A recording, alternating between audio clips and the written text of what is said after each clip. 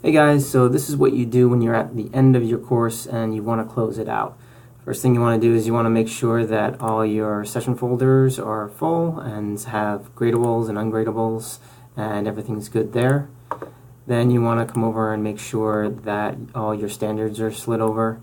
Over here, this is where you can also check for your gradables and non-gradables. If there are any zeros here, then you're going to want to check in your session folders to make sure that you have the right amount of gradables and ungradables.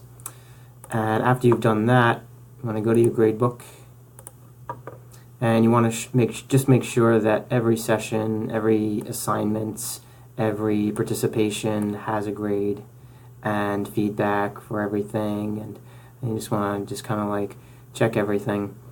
And when you're done with that, in your gradebook, all you have to do is go up to your tools here, go to final grades,